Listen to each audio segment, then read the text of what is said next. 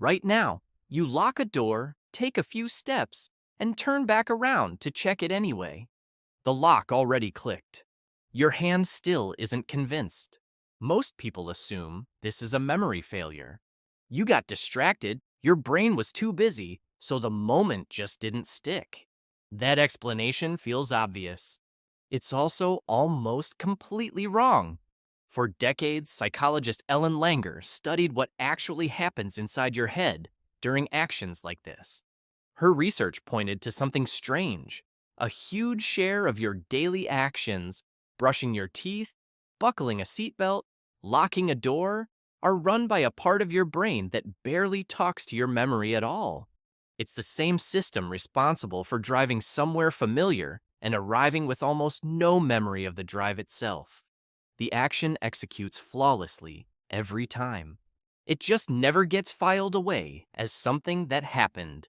So, what does that mean for the door you locked 10 seconds ago? Your hand did its job perfectly. Your memory was never in the room. Habitual, well-rehearsed actions run on deep, older circuits built for automatic motor sequences. The kind of memory you can consciously walk back through later runs on a completely different system, one that only switches on if your attention was actually present at the time. Nothing was forgotten. Nothing was ever stored in the first place. That explains the doubt. It doesn't explain what happens next. Here's the part that breaks the obvious explanation completely. You'd think walking back and checking would settle it instantly. You look, the lock is engaged, problem solved. Researchers tested exactly that assumption, having participants repeatedly check a virtual gas stove more than a dozen times in a row, then rate two things afterward: how confident they felt that they'd actually checked, and how vivid the memory of checking felt. The result ran backward from what everyone expects. The more times people checked, the less confident and less vivid their memory became. Every check added doubt instead of erasing it.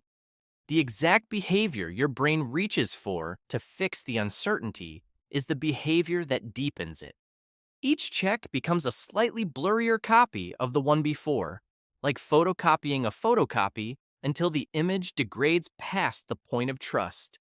Do it enough times, and you can be standing there, staring directly at a locked door, and still not believe what your own eyes are showing you. And it's never just the door. The stove before a trip. The straightener still plugged in. The car door in a parking lot you're already 30 feet from. Same loop. Same escalating doubt. Different object. Some people build entire rituals around it. Touch the stove knob and say the word off out loud. Photograph the locked door before walking away, just to have proof for later. The ritual isn't random. It's an attempt to hand the felt memory system something stronger to grab onto, since a plain glance apparently isn't enough to satisfy it. So does modern technology fix any of this? Not even slightly. Smart locks send a notification straight to your phone the second the deadbolt engages. A green check mark, a timestamp, technically undeniable proof. People still turn the car around anyway. The reassurance arrives through a completely different channel than the one your internal alarm actually trusts. A notification is data. A locked door only feels settled when your own hand remembers turning it. The ancient system underneath doesn't accept secondhand evidence, no matter how official it looks on a screen. So if checking doesn't work, why won't the urge go away? Because your brain was never optimizing for accuracy here. It's optimizing for something older. Evolutionary psychologists call it error management theory. When one kind of mistake is cheap and the opposite mistake is catastrophic, a brain shaped by natural selection stops trying to be correct. It leans hard toward whichever error is survivable. Assume a locked door is unlocked, and the cost is 30 wasted seconds walking back. Assume an unlocked door is locked, and the cost could be everything you have, or everyone inside. That asymmetry doesn't need to be large to shape an entire species. It only has to be large enough, often enough, across enough generations for caution to keep winning.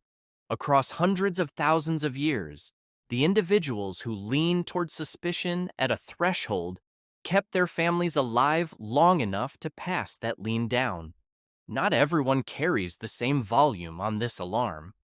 People who run higher on what researchers describe as intolerance of uncertainty feel this pull far more intensely.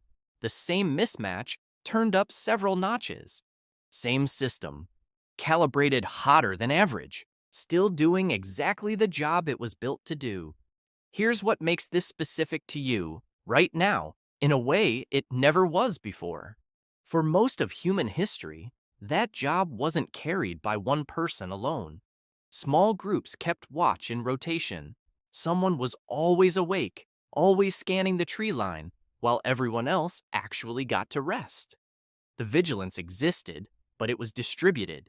Camps were arranged so no single entrance could be approached without crossing someone's line of sight. The threat detection didn't live inside any one person's head. It lived in the structure of the group itself. Modern life quietly removed that division of labor. There's no one else on watch when you're the last one out the door. The entire ancient checking system, built to be shared across a group, now runs solo on you for every lock, every stove, every parked car, every single day. You inherited that lean because the version of your ancestors who shrugged off an unsecured entrance to a cave, a hut, a camp, is largely not the version who has descendants standing here today. The fact that this feeling attaches specifically to entrances isn't random either. A doorway is the exact boundary your ancestors' survival depended on. The line between a space that belonged to them and a world that very much didn't. Your brain still treats that boundary like it matters more than almost anything else you'll encounter today. Because for most of human history, it genuinely did. One more layer worth sitting with. Locks themselves are recent, a few thousand years old at most, set against roughly 300,000 years of Homo sapiens existing without one. The object you're doubting yourself over is younger than the anxiety system doing the doubting. Your threat detection didn't evolve to check hardware. It evolved to check a boundary using whatever boundary happened to be available at the time. The lock is new. The wiring underneath it is not. The loop you get stuck in, hand on the handle, already turning back for one more look, is a mismatch. A detection system built for a small number of high-stakes thresholds a day, shared across a whole group, handed a modern life with dozens of doors, cars, stoves, and screens to double-check, alone, every single day, all triggering the same ancient alarm meant for something far more dangerous than a lock. Right now, somewhere, a hand is back on that same door handle. It already knows the door is locked. Some part of it will never quite believe it, not because memory failed, but because it was never built to trust a door in the first place, and it was never built to stand watch alone.